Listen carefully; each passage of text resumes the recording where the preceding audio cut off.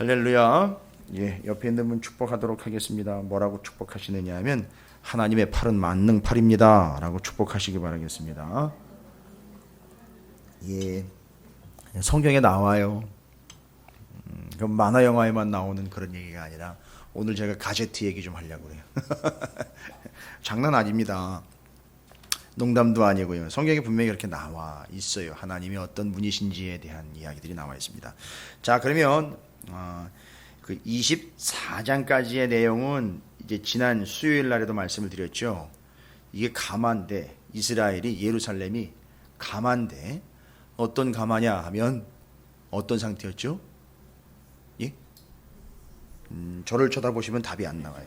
성경에 나와 있어요. 어떤 가마였느냐 하면 녹슨 가마였어요. 그래서 이 녹을 제거하려면 어떻게 해야 되느냐 해서 하나님이 더 뜨겁게 불을 지피셔 가지고선 이 에스겔에게 물론 시킨 거예요. 그래서 더 뜨겁게 불을 떼서, 여러분 그거 아십니까? 녹이 막 튀어요. 이게 녹을 수도 있는데 이제 어떤 단계에서 녹이 튑니다. 그럼 튀면서 이제 벗겨져 나오는 거죠. 그래서 녹을 제거하기 위해서, 여러분 그 녹이 뭐냐 하면 찌꺼기 같다라고 이야기했지만 결국 우리가 어떤 식으로 이해를 했느냐 하면 자꾸 내 안에서 내 스스로가 깊어져 가는 거죠. 내 자아가 깊어지고 계속 쪄들어 앉는 것들 있잖아요. 계속해서 그것이 해결되지 않은 채로 계속 쪄들어 앉고 덕지덕지 앉아가고 있는 거면 자아가 될 수도 있고, 그릇된 생활, 그릇된 믿음, 그릇된 방식들, 습관들, 습성들, 이런 것들이 될 수 있어요. 그런 것들이 녹으로 덕지덕지 앉아 있는데 그걸 제거하는 방법은 하나님이 에스겔에게 얘기는 더 뜨겁게 지폈다는 거죠. 더 뜨겁게. 그래서 더 뜨거운 불을 통해서 바로 성령의 역사하심으로 그것들을 제거할 수 있게 되었다. 근데 이게 뭐랑 연결되느냐 하면, 지난 주일 설교 말씀이 기억나십니까? 우리 교회는 성전의 의미를 이야기할 때 발전소라는 개념을 썼어요. 여러분 발전할 때 지금 원자력 마저 불입니다. 불, 열이에요. 그 다음에 화력발전소는요, 그렇죠, 뜨겁게 연료를 떼가지고 불을 지펴요. 그리고 또 어떤 의미를 요즘에 계속 묵상하고 있냐면 용광로요. 불을 뜨겁게 지펴가지고선 녹여서 불순물을 제거하는 그 용광로. 그러니까 다 어떤 개념이 연결되느냐면 뜨겁게 지핀다는 거예요. 근데 교회는요, 이 성전의 의미는 발전소로서 어떤 발전소라고 그랬죠? 기도 발전소, 말씀 발전소, 은혜 발전소, 헌신의 발전소, 축복의 발전소라고 했어요. 그렇죠? 그러니까 이 발전소가 돌아가려면, 분명히 얘기하면 이게 멈추지 않으려면 계속 반응이 일어나야 되고, 화력 발전소 같으면 어떻게 해야 되는 거죠? 기차가 옛날에 증기기관차 있었죠. 그게 멈추지 않으려면 어떻게 했죠? 계속 석탄을 갖다가 화구에다 넣었어요. 계속 집어넣습니다. 그래서 계속 집혔어요. 바로 요겁니다. 그 녹을 제거하기 위해서는 더 뜨거운 불을 지펴야 되는데, 발전소에서는요, 기도와 말씀과 은혜와 축복과 헌신의 발전소이기 때문에 이게 멈춰져서는 안 되니까 더 뜨겁게 기도해야 되고, 이게 교회랑 연결시키는 거예요. 성전의 개념과 얘기. 더 뜨겁게 기도하시고, 어떻게 해요? 또 더 뜨겁게 말씀을 붙잡으셔야 돼요. 더 열정적으로요. 더 뜨겁게 은혜를 사모하셔야 됩니다. 더 뜨겁게 어떻게 해야 되는 거죠? 하나님의 복을 구해야 돼요. 그 다음에 더 뜨겁게 헌신하시길 바랍니다. 이게 더 큰 불을 비춰서 우리 안에 뭐가 제거되는 것이죠? 녹이 제거가 되는 거예요. 이게 교회의 역할이에요. 그래서 교회에서는요, 여러분이 편히 쉬게, 내지는 여러분을 힐링하는 곳이 아니에요. 어떻게 보면 더 뜨겁게 지펴서 우리 안에 있는 불순물과 그 녹을 튀겨내고 녹여내서 제거시키는 게 교회의 기능과 역할이에요. 그래서 기도를 더 뜨겁게 하시고, 더 말씀을 열정적으로 붙잡으시고, 더 은혜를 사모하시며, 더 헌신하시고요, 더 하나님의 복을 간구하시기를 바랍니다. 이게 더 뜨거운 열의 개념이에요. 자, 그래서 24장까지는 바로 그런 그들의 상태, 이스라엘 예루살렘의 상태가 그 녹슨 가마와 같은 상태였다. 그래서 그들에게는 다른 비책이 있는 게 아니라 더 뜨겁게 가마를 가열을 해야지 녹을 제거할 수 있다. 분명히 정리가 됐어요. 근데 24장까지는 이스라엘의 이야기입니다. 남유다 예루살렘이 구체적으로 이게 가마솥처럼, 걸어놓은 가마솥처럼 그렇게 비유가 되어서 그 모습을 우리가 상상까지 해봤어요. 근데 25장 이후로 보면, 오늘 25장에 보면은요, 남유다 예루살렘 말고 네 족속이 소개가 되고 있어요. 예루살렘 주변에 있는, 이스라엘 주변에 있는 다른 족속들이 소개가 되고 있습니다. 유명한 족속들이에요. 그리고 엄밀히 따지면 블레셋 빼고 나머지는 다 그렇죠. 혈연 관계예요. 그 조상 때로 올라가면 아브라함과 롯, 그 다음에 야곱과 에서의 관계에서 다 형제지간이에요. 이게 지금 피를 섞여 있어요. 피가 섞여 있습니다. 형제지간이에요. 물론 블레셋은 형제지간이 아니라는 다른 측면으로 좀 소개가 되고 있습니다만, 지금 예루살렘 이스라엘 주변에 소개가 되고 있는 다른 종족들, 암몬, 모압, 에돔, 블레셋에게 임할 심판에 대한 말씀이에요. 25장이 바로 그 네 족속에 대한 심판의 이야기입니다. 그러면 25장으로 넘어오면서, 야, 이제는 예루살렘 이제 박살나고, 표현상 좀 그렇습니다만 하여튼 예루살렘 이제 끝장 내시고 이방 하나님 또 이제 판결 내시는구나, 뭐 이렇게 넘어갈 수 있습니다. 근데 잘 보세요. 오늘 본문이 말씀하려고 하는 것은 무엇이냐 하면, 오늘 본문이 이야기하려고 하는 것은 그 종족들이 심판에 대한 하나님의 말씀이 끝나고 반드시 정리하는 내용으로 똑같은 구절들이 계속 기록이 되어 있어요. 1절부터 7절까지, 8절부터 11절까지, 12절부터 17절까지는 물론 에돔과 블레셋을 같이 언급해서 맨 마지막에 같이 종결어구로 똑같은 용어와 단어와 문장이 소개가 되고 있습니다. 7절, 물론 7절 말고 그 앞에서도 5절에서도 이야기되고 있어요. 5절, 7절, 11절, 17절에 그 종족들에 대한 심판 이야기가 끝나고 나면 반드시 정리하는 구절이 있죠. 내가 주 여호와인 줄을 너희가 알리라 하셨다 하라. 이건 뭔 얘기입니까? 내가 주 여호와 하나님인 것을 누가요? 그렇죠. 뭐 다 해당돼요. 암몬, 모압, 에돔, 블레셋, 그 다음에 이들이 멸망하는 걸 보고 있을 누구요?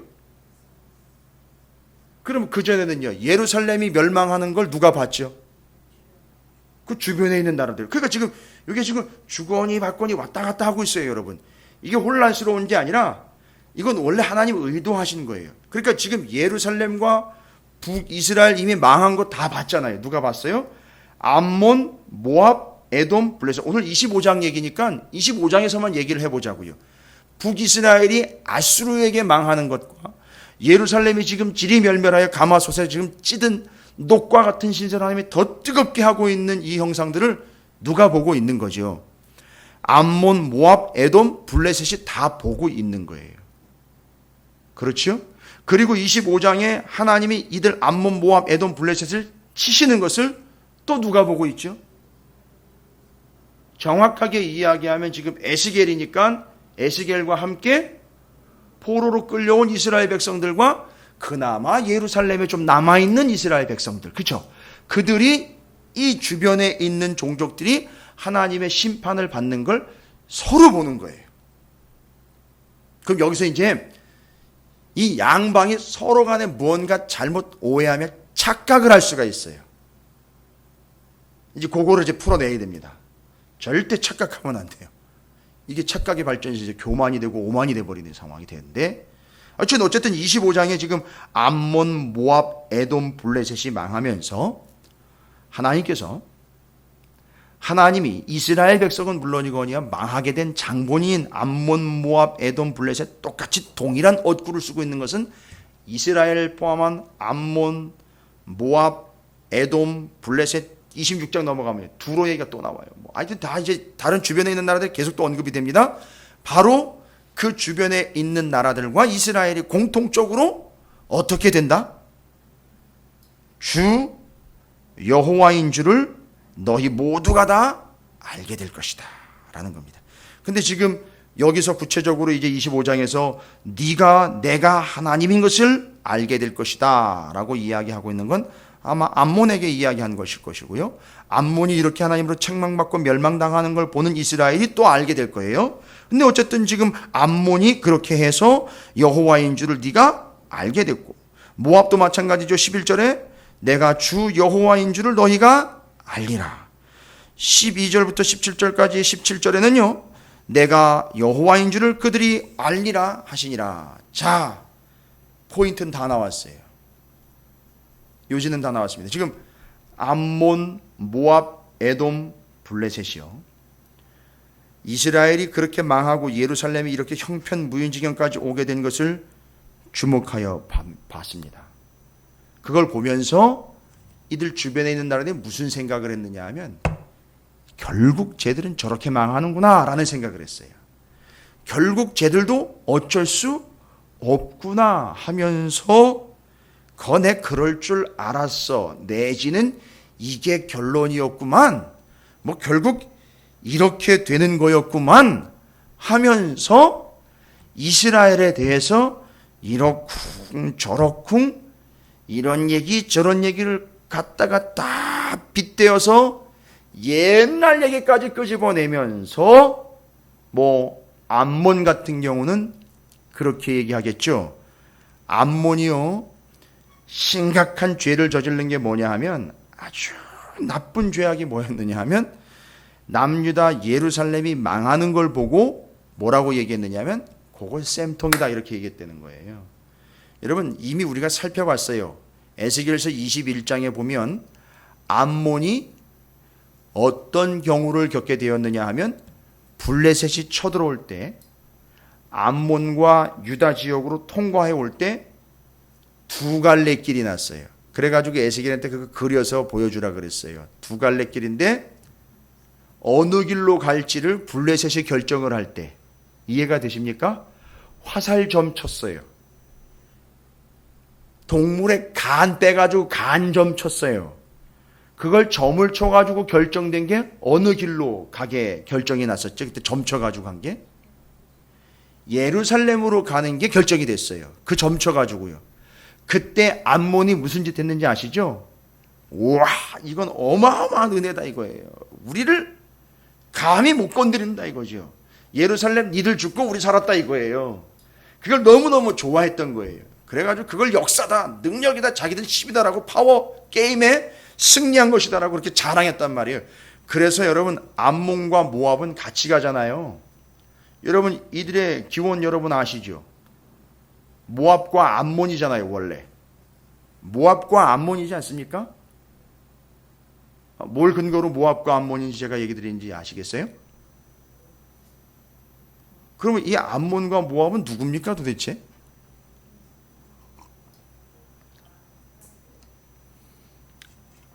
대답할 수 있는 분들이 오늘 다 빠지셨나 봐요. 그렇지요. 아브라함의 조카 롯하고 롯의 큰딸 작은딸 사이에서 태어난 종족이에요. 그래서 롯과 큰딸 사이에서 태어난 게 모압이고요. 롯과 작은딸 사이에서 태어난 게 암몬이에요. 그러면요 모압이 먼저 언급돼야 되는 거 아닙니까? 할 수 있잖아요. 그렇죠. 근데 암몬이 먼저 언급됐어요. 이유는 다른 거 없어요. 21장에 암몬이 구체적으로 언급이 되기 때문에 암몬이 먼저 언급된 거예요. 암몬이요. 암몬의 죄악상이 먼저 드러난 겁니다. 그 다음에 모압이 그 뒤로 나온 거예요. 그래서 모압 같은 경우는요 또 누구를 생각해야 되냐 하면 모압 하면 누구의 후손입니까? 정확하게 얘기를 하셔야 돼요. 누구의 후손입니까?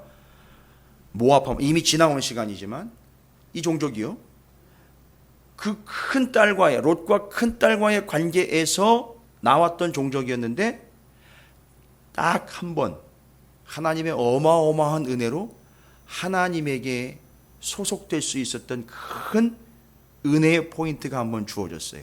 이 사람들에게. 누구를 통해서요? 룻을 통해서요. 지금 현재 모압이라고 일컬어주고 있는 이 사람들은 엄밀히 따지면 룻의 후손이 아니라 정확하게 얘기해야죠. 룻은 들어왔어요. 베들레헴으로 들어와 이스라엘의 민족의 어머니가 됐어요. 룻은. 그러니까 이 여기서 언급되고 있는 이 모압 자손은 누구의 후손인 거죠? 오르바의 후손이죠. 그렇게 치면 정리가 되셔요? 이런 개념 좀 가지시고 말씀을 좀 나누시면 좋을 것 같아요. 이건 이미 우리가 살펴본 거니까 제가 좀 먼저 언급을 드리는 거예요. 근데 어쨌든 암몬이 먼저 언급된 건 21장에 암몬의 패역함이 그렇게 기록이 되어 있고, 그러니까 예루살렘 망하는 걸 보고 박수 치면서 그거 쌤통이다 잘됐다 내가 그럴 줄 알았다. 이건 뭐 피해의식이죠. 그렇지 않습니까? 이스라엘이 누구의 후손인 거죠? 자기는 누구의 후손인 거죠? 롯 그의 딸들의 부정한 관계에서 온, 여러분 이걸 또 이해할 때 암몬과 모압이 그 아버지와의 부정한 관계에서 태어난 정말 더럽고 추악한 근본을 가진 자들이기 때문에 하나님이 그들을 치셨다, 이렇게 결정을 내려보시면 안 됩니다. 본문은 그걸 얘기하고 있는 게 아니에요. 그걸 그렇게 규정화시켜가지고 그렇게 돼버리면 이 세상에 살아남을 사람이 없어요. 어느 누구도요. 근데 지금 암몬과 모압을 이야기하고 있는 이유는 그 이유가 아니고, 암몬이 구체적으로 왜 그들이 패역한 존재라고 언급하고 있느냐 하면, 예루살렘 남유다 이스라엘이 망할 때 박수를 치면서 그걸 아주 통쾌하게 여긴 거예요. 이유가 뭘까요 도대체?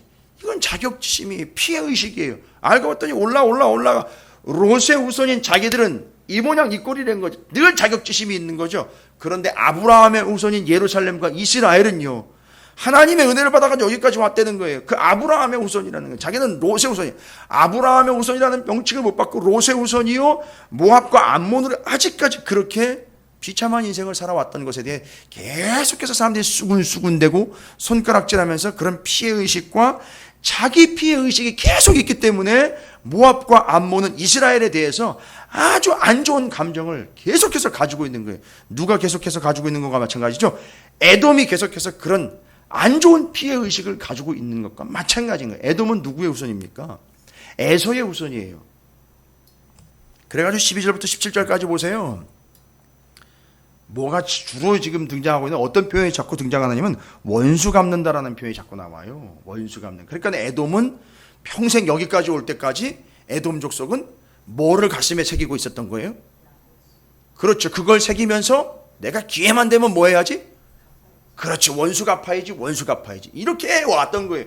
여러분 잘 보십시오. 암몬이 됐든 모압이 됐든 에돔이 됐든 여기 지금 언급되고 있는 이들은 하나님을 잘 믿지 않은 이유도 있지만 이들의 삶에서요, 계속해서 자기 자신 속에 이스라엘보다 더 심각한 뭐가 계속 덕지덕지 앉은 겁니까?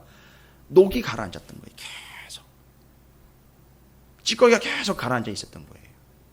근데 그게 이제 에돔 같은 경우는 원수 갚음으로 자꾸 나오고, 암몬과 모압 같은 경우는 자격지심과 비교의식으로 자꾸 나오는 거예요. 그러니까 이스라엘이 망하면 어떻게 되는 거예요? 너무너무 좋아하는 거예요. 박수치면서. 이때 할렐루야가 나온 거예요. 이때 어디 가서 또 이렇게 전하시면 안 돼요.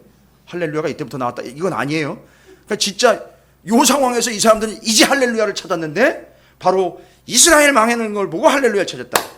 그리고 암몬과 모압과 에돔과 블레셋이 이스라엘이 망하는 걸 보면서, 예루살렘이 망하는 걸 보면서, 너 그럴 줄 알았어, 니들이 그따위로 하더니만 결국 네가 그렇게 되었구나, 이스라엘도 별거 없구만, 이스라엘도 엉망이구만, 이스라엘도 뭐 아무것도 없구만, 결국은 이렇게 되는 거로구만 하면서 뭘 얘기를 해요? 어떤 거에 집중해요? 이스라엘의 어떠함에 집중을 하고 있는 거예요. 제가 뭔 얘기를 드리려고 하는지 짐작하시기 바랍니다. 그렇죠. 이스라엘의 어떠함에 계속 집중을 하는 거예요. 잘 보십시오. 이스라엘이 그렇게 믿었던 하나님에게 당한 거예요. 그렇죠? 그러니까 이스라엘에게 집중하면 어떤 일이 발생됩니까? 이스라엘이 그렇게 믿고 신뢰했던 하나님에게 배신당한 거예요. 이해가 되십니까? 아니, 이스라엘이 그렇게 얘기한 게 아니고 암몬과 모압과 에돔이, 블레셋이 이스라엘을 봤을 때에 그렇게 이해를 한다고요. 이스라엘도 별 수 없고, 이스라엘은 믿었던 하나님에게 배신을 당했고, 이스라엘도 여전히 연약하고, 이스라엘도 우리랑 별반 다르지 않거든. 그건 누가 얘기인지 아세요? 모압이 딱 그 얘기를 했어요. 모압이 뒤에 가면 그렇게 얘기를 해요. 8절에 보세요. 뭐라고 얘기했다고? 주 여호와께서 이같이 말씀하셨느니라. 모압과 세일이 이르길 유다 족속은 모든 이방과 다름이 없다 하도다 하고, 요걸 갖다가 자기네 표현으로 또 다시 쓰는 게, 뒤에 가가지고 그 나라도 우리랑 다를 바 없고 그 나라나 우리나라 뭐 똑같다, 별반 다르지 않다라고 이해를 하고 있는 게 주변에 있는 나라들이 가졌던 마인드예요. 그게 뭔 얘기? 여기서 어떤 결정이 나오죠? 이런 결론이 나오면 심각하지요. 어떻게 되죠? 이런 결론이 나왔어요. 이스라엘도 별거 아니고 이스라엘도 망하는구나. 이스라엘도 저런 꼴이 되는구나. 이스라엘 봐봐. 하나님 믿어도 별거 없구나 하니까 결론은 뭐가 나와래요? 하나님을 믿지 않게 되는 거예요. 여러분, 그걸 하나님이 아셨기 때문에 왜 암몬과 모압과 에돔과 블레셋을 치시느냐 하면 그들을 쳐서 하나님이 어떠하신 분인지를 알게 하기 위함이래요. 그런데 이들은 계속 어디에만 집중했어요? 하나님의 어떠하심에 집중한 게 아니라 이스라엘의 어떠함에 집중해 왔던 거예요. 여러분, 이건 아무것도 아닌 것 같은데 너무너무 심각한 차이예요. 자, 그럼 보세요. 이스라엘의 어떠함에 집중하면 어떤 결과가 나온다고요? 하나님 믿어도 소용없구만 결론 나와요. 그런데요, 하나님의 어떠하심에 집중하면은요, 이야, 잘 보세요. 만들어낸 게 아니에요. 하나님의 어떠하심에 집중하면요, 아니, 하나님을 믿는 나라도 저 지경이니, 그죠? 하나님을 제대로 믿지 않고 엉망으로 사는 우리는 하나님 한번 일어나면 끝장나겠구나. 이게 하나님의 어떠하심에 집중하면 이런 결론이 나와요. 그러면 하나님의 어떠하심에 집중하는 순간 에돔, 모압, 그 다음에 암몬, 이 이방의 족속들은 겸손하게 어떻게 하게 되는 거죠? 하나님에게 무릎 꿇게 되는 거예요. 그래서 지금 이 본문은 뭘 얘기하느냐? 25장에서는요. 암몬, 모압, 에돔, 블레셋이 큰 실수를 범합니다. 평생 오류예요. 이 인생들 오류난 인생이에요. 왜냐? 하나님의 어떠하심에 집중하지를 못하고 이스라엘과 나의 어떠함에만 자꾸 집중해 왔기 때문에 이렇게 되는 거예요. 여러분, 제가 요즘에 뭐 기사를 자주 검색하는 건 아닌데 이렇게 자꾸 뜨잖아요. 이렇게 인터넷으로 홈페이지를 들어가거나 뭘 할 때 보면 이렇게 떠요. 검색 엔진에 뜨면 온 세상이 자기의 어떠함을 어필하려고 아주 혈안이 돼 있어요. 그렇지 않습니까? 뭐 요즘에 유행하는 SNS니, 그렇죠? 거기에다가 자주 올리는 이유가 뭡니까? 그 수많은 그 팔로워들이라고 이야기하는 뭐 좋아요, 뭐 최고예요, 뭐 당신 응원합니다, 지원합니다, 이렇게 사람들이 이렇게 따라 붙게 만들려고 별짓 다 해요. 나의 어떠함을 드러내려고요. 목숨 걸고 낭떠러지기 위해서 셀카봉 들고요. 거기서 목숨 걸고 그거 찍어가지고 올려서 나의 어떠함을 드러내려고 지금 장난이 아닙니다. 여러분, 성형 중독된 여자 사진이 하나 올라왔는데 입술이 두툼해야 매력적이다고 그래가지고 입술을 뭘 어떻게 수술을 했는지, 이건 입술이 사람 입술이 아니에요. 메기 입이에요. 아니, 그런데 그게 매력적이라는 거예요. 그러니까 이 사람이 수술을 몇 번 받았냐니까 수십 번을 받았다는 거예요. 여러분, 그건 중독이에요. 중독.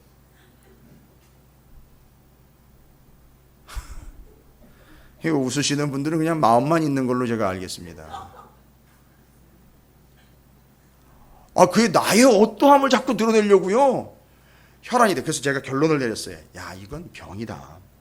나의 어떠함에 자꾸 집중하는 거는 그건 중독이다, 진짜. 이건 병이다. 정말 심각한 병이다. 여러분, 24장에 녹이 쓸었다 할 때 그 녹이 그냥 시뻘건 녹으로 이렇게 불순물을 이야기한 게 아니라 병들었다라고 표현을 해요. 원래 히브리어로 병들었다는 뜻이에요. 원문에는요. 녹이 병들었다니. 지금 병든 거예요, 지금. 그러니까 이스라엘도 마찬가지고 주변에 있는 나라들도 어떻게 계속 살아왔다고요?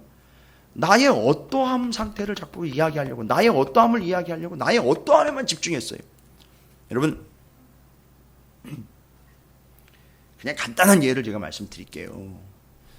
수련회가 이제 끝났어요. 아우, 힘드실 텐데 어떻게 이렇게 금요일 저녁까지 기도회 자리에 나오셨어요? 지난주에는 한 주 쉬었기 때문에 그 쉼의 여파가 클 거라고 제가 생각을 했어요. 그 어떻게 나오셨어요? 겨우 나왔어요. 여러분 이거 하고 아니 뭐 하나님이 끌어당기는데 어떻게 합니까? 하는 거 하고요. 말은 뒤에 게 되게 성이 없어 보이는데 그게 뒤에 게 사는 방법이에요. 그죠? 그러니까 우리가 좀 이걸 연습하고 훈련하시면 좋을 것 같아요. 아니 다 똑같아. 맞아요. 여러분 모두가 다 지금 이 자리에 오신 것은 하나님의 어떠하심의 결과로 나온 거예요. 그렇죠? 나의 어떠함의 결과로 여기 나와 계시는 건 아니에요. 그렇지 않습니까? 아니 그건 분명한 사실인데 왜 그걸 표현을 제대로 못해가지고 나의 어떠함을 드러내는 경로로 자꾸 사용하냔 말이에요. 하나님의 어떠하심을 드러내는 경로로 사용하시라면 아우 뚫어놓는데 하나님이 자꾸 머리채를 끄네요. 이렇게 얘기를 하십시오. 차라리 그거예요. 하나님이 자꾸 나를 가만 내버려 두지 않네요. 몸은 죽겠는데 자꾸 하나님이 자꾸 나한테 욕하는 것 같아요. 어떻습니까? 표현이 좀 그렇지만 여기 이렇게 기도의 자리로 나오신 부분, 그런 부분도 나의 어떠함의 결과가 아닌 하나님의 어떠하심의 결과로서 여기 기도의 자리로 나올 수 있었다라는 사실. 다윗이 이걸 시편에서 기가 막히게 표현했어요. 시편 좀 이따도 살펴보겠지만 시편 65편 4절에 들으십시오. 시편 65편 4절에 주께서 택하시고 가까이 오게 하사 주의 뜰에 살게 하신 사람은 복이 있나이다.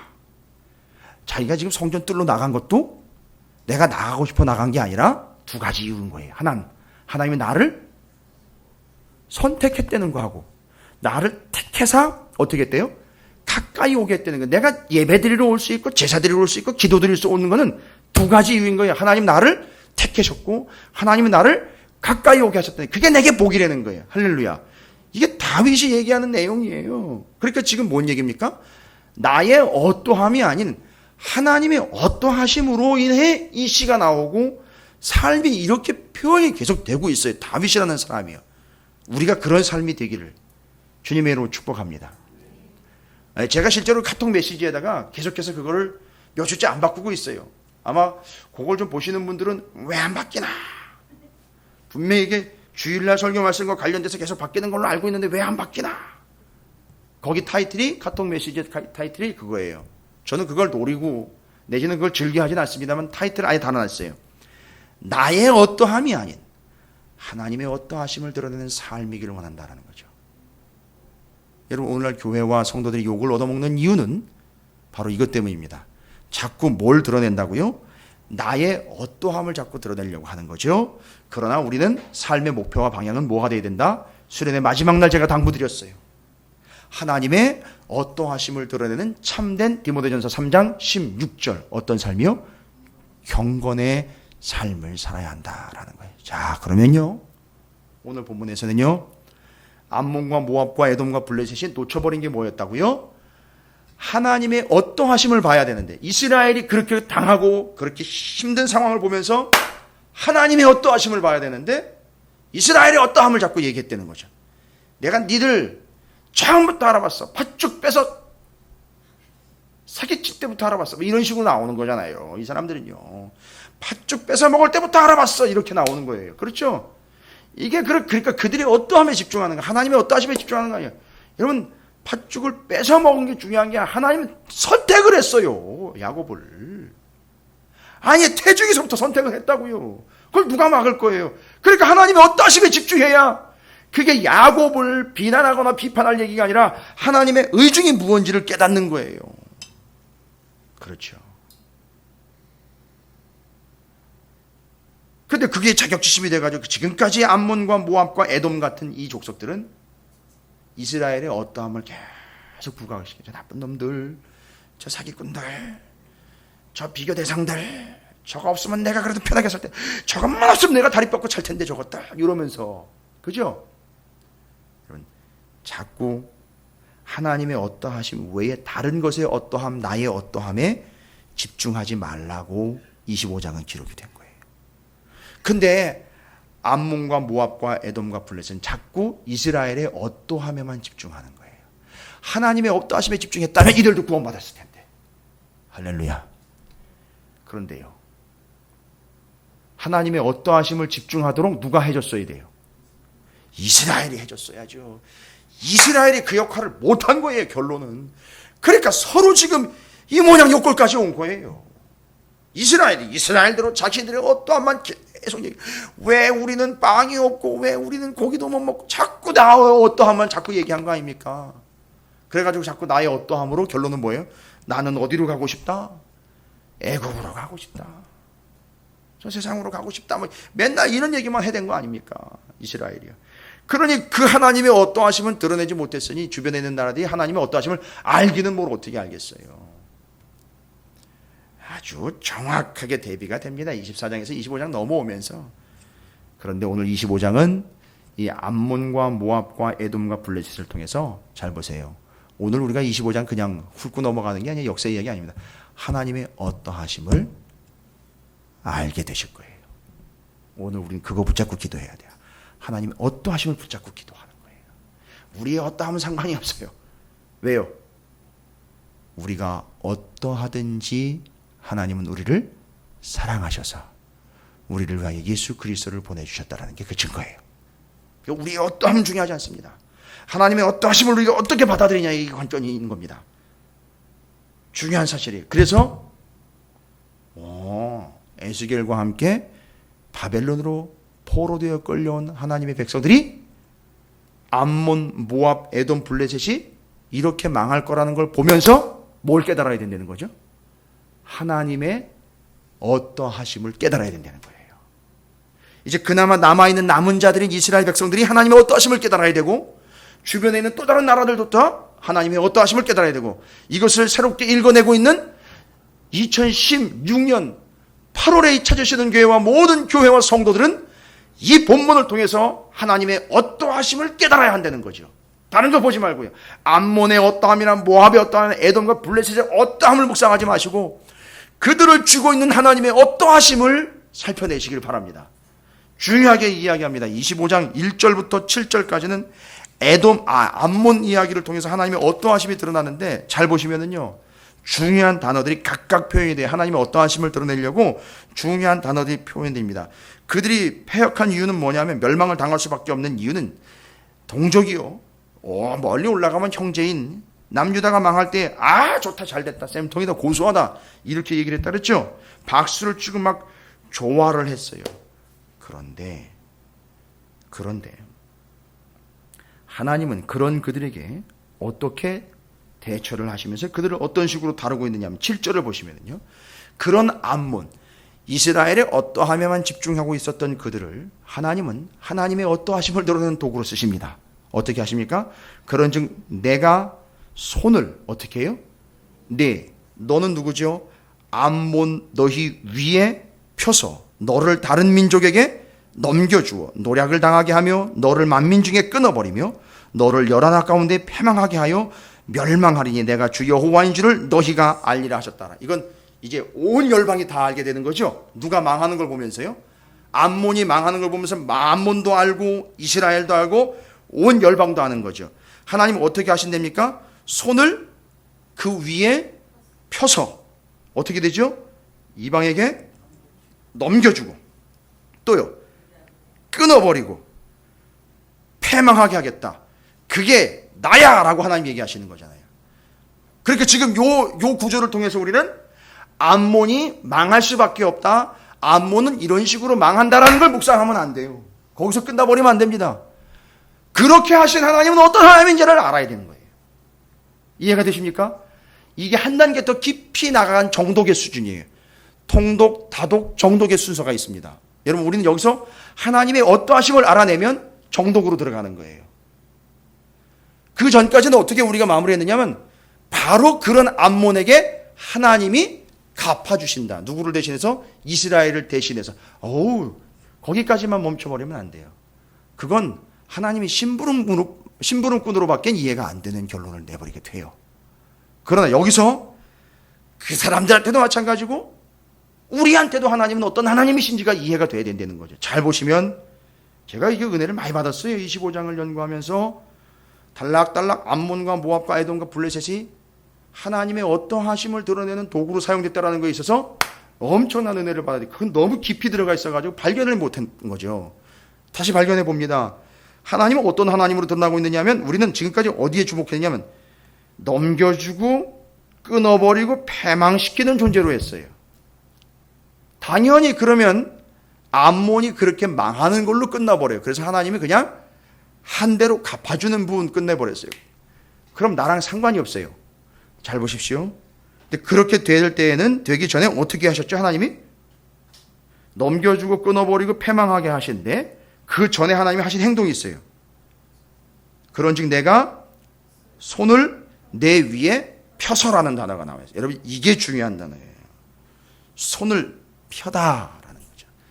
하나님은요, 하나님이 어떠하신 분인지 제가 설명을 드릴게요. 요 구절 때문에 다시 한번 집중해요. 하나님은 손을 펴시는 하나님이에요. 목사님 그건 뭐 많이 들어왔던 것 같고 그냥 일반적인 거 아닌가요? 여기 손을 펴다라는 히브리어의 나타라는 단어에 여러분 집중하셔야 돼요.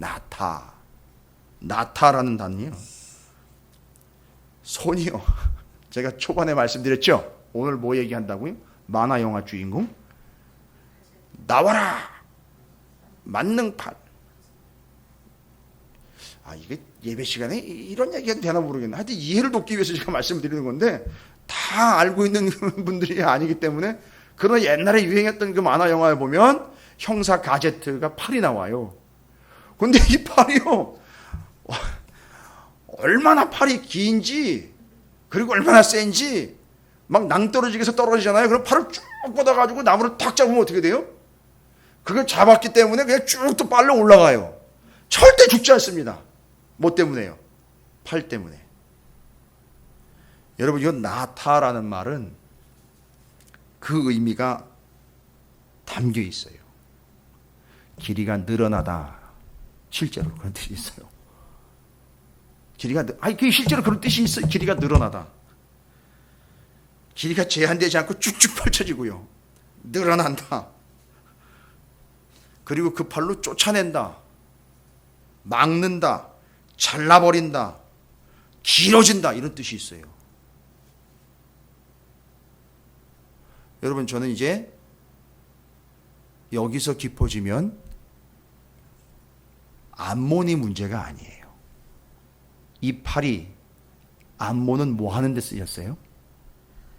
이 팔이 만능팔이 심판하는 데 썼는데 우리에게는 도움과 구원의 팔이 된다는 거예요. 여기까지 가야 되는 거예요. 그런데 성경에 기가 막히게 이걸 이미 해석하고 터득한 사람이 있어요. 에스겔 선지자보다 앞선 선지자죠. 이사야 선지자. 중요한 말씀이니까 그 옆에다가 팔 위에다가 7절 옆에다가 밑에다가 관련 구절로 적어 놓으세요. 이사야서 59장 1절이에요.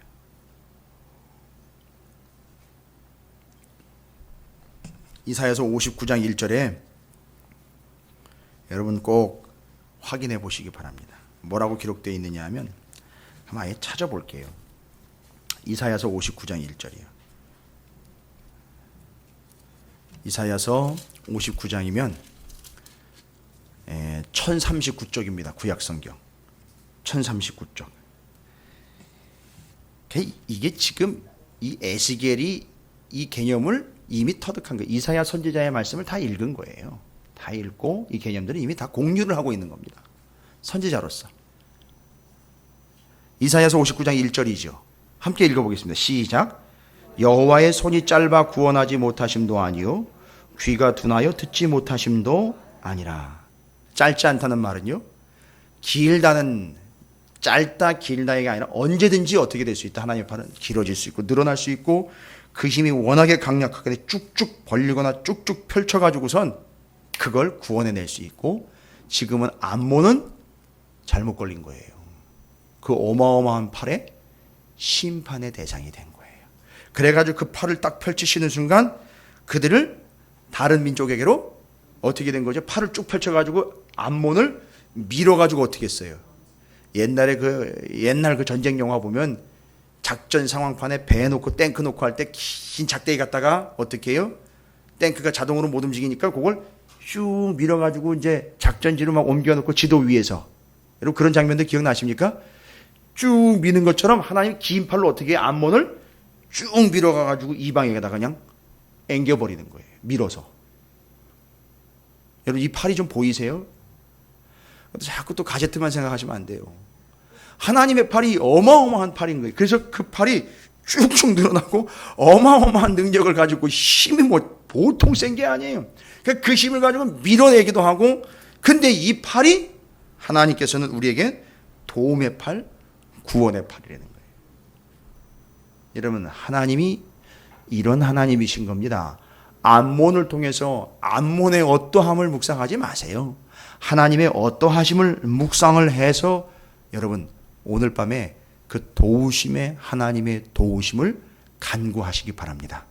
팔이 짧아서 구원하시지 못하거나 하나님이 쇼파리에서 닿지 못함이 절대 아니라는 사실. 여러분이 아무리 다윗처럼 참 맨 밑바닥에 처박힐지라도 그 밑바닥까지 하나님의 손이 닿는다라는 사실을 잊지 마시기를 주님의 이름으로 축복합니다. 이게 암몬을 통해서 하나님의 어떠하심이 드러난 결과예요. 하나님의 팔은 만능 팔이요, 늘어나는 팔이요, 능력의 팔이며 돕는 팔이라는 사실을 잊지 마시기 바랍니다. 이게 하나님의 어떠하심에 집중한 결과입니다. 그 다음에는요, 이제 이런 식으로 나와요. 다 이런 식으로 정리가 돼야 돼요. 그러면요, 누가 나오죠? 모압이죠. 암몬과 그 다음 이어서 모압입니다. 모압에는요 어떤 얘기가 나옵니까? 가만히 보니까 아까도 말씀을 드렸어요. 모압은 한때 하나님의 그 은혜 가운데로 들어갈 수 있었는데, 그렇죠? 룻을 따라 들어갔으면 들어간 거잖아요. 근데 결국 들어가지 않고 누구처럼요? 오르바처럼 자기의 길로 간 거지요. 그런데 이 사람들이 참 안타까운 게 바로 이들의 오해와 이들이 그렇게 하지 못한 결과라는 거죠. 주 여호와께서 이같이 말씀하셨느니라. 모압과 세일이 뭐라고요? 세일은 같은 말로 보시면 돼요. 모압과 같은 지역이니까 모압과 세일은 같은 모압이라고 보시면 돼요. 모압과 세일이 얘기합니다. 뭐라고 얘기를 했어요? 유다 족속은 모든 이방과 다름이 없다 하도다. 그러니까 이게 지금 뭘 본 거죠? 이 사람들은 이스라엘을 보고 이스라엘이나 뭐 우리나 뭐 별반 다를 게 없네. 뭘 보고요? 이스라엘 저렇게 어려운 상황과 멸망 직전에 온 걸 보고는 야, 뭐 하나님 믿어도 별거 없네 라고 어떻게 한 거죠? 하나님이 선택한 백성을 평가절하를 해버렸어요. 그렇죠.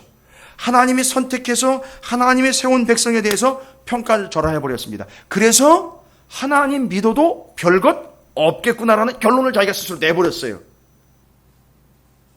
하나님이요, 이 모압을 통해서 이야기하려고 하는 게 뭐냐면 뒤에까지 다 읽어보세요. 그러므로 내가 모압의 한편 곧 그 나라 국경에 있는 영화로운 성읍들 베여시모가 바알므온과 기라다임을 열고 암몬 족속과 더불어 동방 사람에 넘겨주어 기업을 삼게 할 것이라. 암몬 족속이 다시는 이방 가운데에서 기억되지 아니하게 하려니와 내가 모압에 벌을 내리니 내가 주 여호와인 줄을 너희가 알리라. 이제 이후로 이 모압은 어느 누구도 그런 게 있었어? 라고 기억되지 못하는 존재로 아예 사라져버린다는 거죠. 그럼 여기서 뭘 얘기하려고 하는지 잘 보십시오. 하나님이 선택한 이스라엘에 대해서 한때 하나님의 선택을 받을 수 있었던 모압이 하나님의 선택에 대한 이 은혜가 무엇인지를 모르는 채로 그냥 그렇게 멸망의 길로 가버린 거잖아요. 그렇지 않습니까? 그러니까 지금 하나님이 선택하신 것이 얼마나 큰 은혜인지를 모압 사람들은 인정하지 못하고 있는 거예요. 그리고 룻의 이야기도 별 대수롭지 않게 취급을 하고 있는 거예요. 왜요? 여러분, 룻이 선택을 한 걸까요? 하나님이 선택을 한 걸까요? 정확하게 이야기하면요. 하나님이 룻에게 은혜를 베푼 걸까요? 아니면 룻이 열정적인 믿음으로 인하여 그 믿음에 의해 구원을 받은 것일까요? 하나님의 전적인 은혜요, 하나님의 선택. 왜요? 보아스가 그 여자를 선택을 했기 때문에 부부가 된 거 아닙니까? 물론 법적인 제도가 있지만 싫다고 하면 안 되는 건데 선택, 바로 이거예요. 모압은 어떻게 될 수 있었다? 하나님의 선택을 받을 수 있었다. 그 하나님의 선택이라는 게 뭐라고요? 하나님의 은혜라는 거예요. 그 하나님의 은혜인 선택을 받은 이스라엘이, 하나님의 은혜를 받은 이스라엘이 별거 아니구나라고 하나님의 뭐를 완전히 무시해버리고 과시해버렸죠. 하나님의 은혜, 하나님의 선택을 과시하고 무시해버린 거예요. 이게 이들의 치명타입니다. 하나님의 선택과 하나님의 은혜를 외면하고 무시했다라는 게 이들의 심각성이에요. 그러나 룻을 통해서 봤을 때 그 모압 여인인 룻도 하나님이 구원을 하신 거예요. 하나님이 선택하신 거란 말이에요. 그러니까 이 모압은 그 역사를 보고 어떤 걸 깨달아야 됐다? 하나님이 나를 선택해 주시지 않으면 살아갈 수 없다라는 걸 깨닫고 하나님의 선택을 구했어야 되는데, 하나님의 은혜를 사모했어야 되는데, 이스라엘이 이렇게 곤경에 빠지고 어려운 상황을 보면서 오해하고 착각한 거죠. 은혜도 별거 아니구만. 그 다음에 이 사람들은 어떤 삶을 살까요? 믿고 안 믿고는 내가 결정해. 이거 되는 거예요. 선택을 누가 해요? 자신이 해버리는 삶이 되는 거예요. 모든 일의 선택을 이제 내가 하는 거예요. 그래서 모압은 무슨 선택을 했습니까? 오르바를 선택한 거예요. 그리고 이스라엘이 망하는 모습을 보면서 하나님 선택할 필요가 없고 앞으로는 어떤 방식으로? 내가 선택하는 방식으로 살아갈 거야. 이게 모압의 결론인 거예요. 그럼 이들을 통해서 우리는 뭘 깨닫는 겁니까? 하나님의 어떠하심은요? 네가 나를 선택함이 아니라 내가 너를 선택하고 지명하여 불렀어. 그게 은혜인 거야. 그리고 내가 불렀으면 거기에 대답하면 되는 거야. 그게 은혜인 거지. 그리고 이스라엘이 아무리 망했어도 그들은 내가 불러 선택한 은혜의 백성이라는 거죠. 그걸 깨달아야 되는데 그걸 깨닫지 못한 거예요, 이 사람들이. 이걸 통해서 깨닫는 게 뭡니까? 모압을 통해서 깨달아요.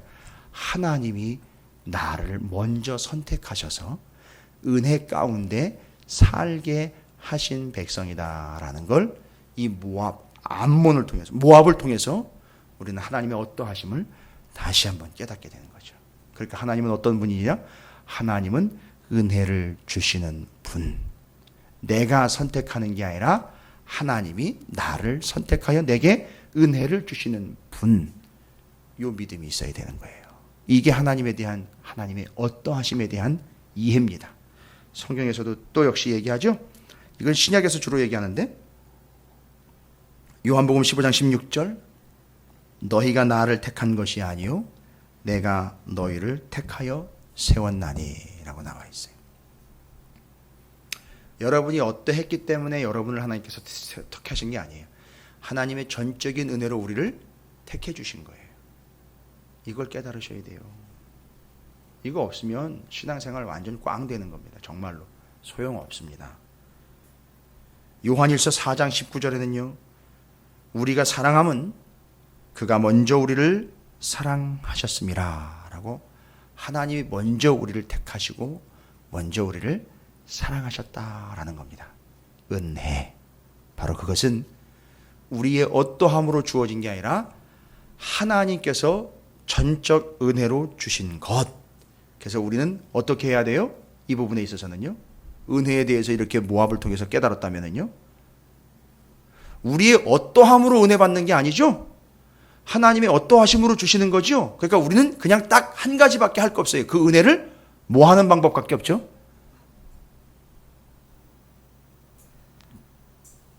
간절히 그 은혜를 사모함이에요. 그리고 혹시 은혜를 받았다면요. 무조건 우리는 그 은혜에 감사해야 돼요. 이 사모함과 감사함이 바로 하나님이 어떠하심에 대한, 하나님의 은혜 주심에 대한 우리의 분명한 반응인 거예요. 그래서 우리는 하나님의 도우심의 만능팔이 우리 가운데 있다는 걸 믿고, 하나님이 우리에게 은혜 주신 분이라는 걸 믿고 우리는 그 은혜를 사모하며 은혜를 받았다면 100% 감사해야 돼요. 감사는 뭐라? 하나님을 인정하는 거라고 분명히 나와 있어요. 그렇죠? 분명히 로마서에서 우리가 함께 나눴죠. 수련의 기간 동안에 감사하지도 않는다. 하나님을 인정하지 않는다는 거예요. 그게 불의한 자들, 하나님의 진노가 임하는 자들의 특징이라고 분명히 했어요. 그래서 하나님은 우리에게 은혜를 베풀어 주시는 분이라는 것을 모압을 통해서 깨닫는 거예요. 그럼 모압을 이해할 필요 없습니다. 모압을 통한 하나님, 어떠하신 하나님? 은혜를 베풀어 주신 하나님. 그러니까 우리는 그 은혜를 전적으로 사모하며 감사할 수 있는 삶이 되어야 된다는 걸 깨닫는 거예요. 이게 하나님의 어떠하심을 깨닫는 겁니다. 끝으로 12절부터 17절까지 누구와 연결되어 있습니까? 에돔과 블레셋이죠. 아까 잠깐 얘기 드렸어요. 에돔의 특징은 늘 그 옛날 이야기 해가면서 뭐가 갚을 날만 기다리고 있다. 원수 갚을 날만 기다리고 있다. 그냥 결론 내버릴게요. 복잡하지 않아요. 블레셋도요. 자기들을 제국에 반하는 정치를 하거나 제국주의에 반대하고 있는 이스라엘의 맨 마지막 왕들 있잖아요. 시드기야 왕들. 뭐 이런 왕들 엄청나게 바벨론을 반역하면서 배신했어요. 애굽으로 갔다가 바벨론 왔다 갔다 이런 삶을 살았습니다. 그때 그 바벨론이요. 바로 그런 반역에 바로 득달같이 쫓아와가지고 그걸 바로 쳐버립니다. 뭐 하죠? 원수 갚죠. 원수 갚는 게 누구의 손에 있다고 착각을 하는 거죠. 바벨론과 에돔은요. 뭐라고 얘기해요? 그때 팥죽 때문에 이런 피해를 입은 내가 이거 그때 피해 입은 거 내가 이놈의 원수를 내가 그 값을 갚아내리라. 팥죽에 몇만 배는 내가 받아내리라. 뭐 이런 개념 아닙니까? 원수 갚는 것이 누구에게 있다? 나한테 있다. 내가 피해를 받았으니까 내가 원수를 갚아야 된다. 내가 득달같이 달려가 내가 해결하겠다. NO! 하나님의 어떠하심이에요. 하나님의 어떠하심. 나의 어떠함이. 나 정말 억울하다. 나 원수 갚아야 되겠다. 나 보상받아야 되겠다. 아니라 하나님의 어떠하심이에요. 그 원수는 원수 갚는 것은 누구에게 있다? 하나님에게 있다는 거예요. 이게 하나님의 어떠하심에 대한 결론이에요. 그래서 에돔과 블레셋을 통해서 우리는 하나님의 어떠하심을 깨닫습니다. 어떻게 해요? 원수 갚는 것은 내게 있는 것이 아니라 어느 누구에게 있는 것이 아니라 하나님에게 있다. 그럼 억울하면 어떻게 해야 돼요? 나의 어떠함에 집중하는 사람들은 그런 얘기를 억울하면 출세해. 또 한마디 하죠. 억울함 돈 벌어 이렇게 얘기하죠. 그게 나의 어떠함에 집중하는 거예요. 그러나 하나님의 어떠하심을 아는 자들은요. 억울하면요.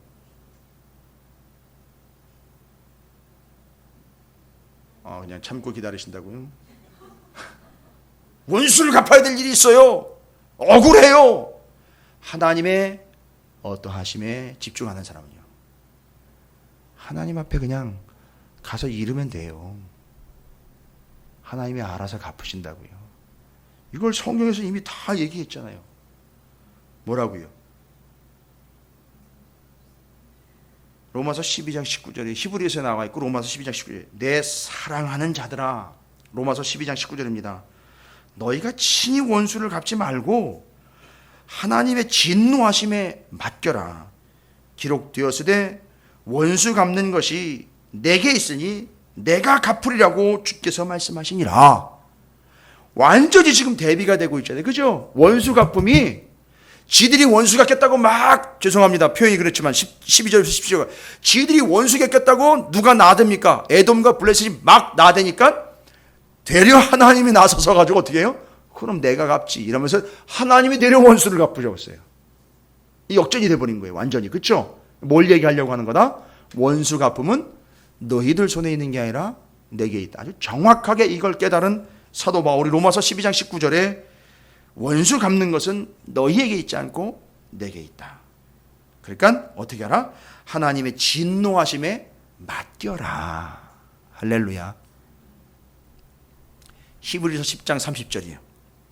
원수 갚는 것이 내게 있으니 내가 갚으리라. 아예 하나님은요 명확하게 얘기를 해요. 내가 갚을게. 내가 자꾸 네가 갚으려고 하지 말고 내가 갚는다고 하시고 또 다시 주께서 그의 백성을 심판하리라 하신 것을 우리가 아노니. 여러분 하나님이 갚으십니다. 억울하시면 출세하세요가 아니라 억울하시면 돈 많이 버세요가 아니라 억울하시면 하나님께 맡기세요. 이제 이게 돌아가는 거 아시겠어요? 하나님께 맡기면 그 하나님에게는 어떤 팔이 있습니까? 또 가제트 팔이라고 대답해야죠. 하나님의 그 전능하신 팔이 있어요. 쭉쭉 늘어나는 그 팔이 있어요. 강력한 팔이 있어요. 그 팔로 도우시게 될 줄로 믿습니다. 그리고 그것이 우리에게 은혜로 역사하여 우리는 하나님의 어떠하심을 삶을 통해서 늘 경험하고 또 하나님께 고백하는 복된 삶이 될 줄로 믿습니다. 오늘 말씀을 통해서 하나님의 어떠하심이 드러났습니다. 자신들의 팔과 세력의 길이가 아니라 하나님의 전능하신 팔을 우리는 의지하며 그 전능하신 하나님께 의지할 수 있는 하나님은 전능하신 팔을 가지신 분. 우리가 중심이고 우리가 선택하는 게 아니라 하나님 나를 선택하셔서 이 은혜의 자리에 내가 있다는 사실. 그래서 우리는 그 은혜를 사모해야 하고 그 은혜에 감사해야 할 줄 알았다는 사실.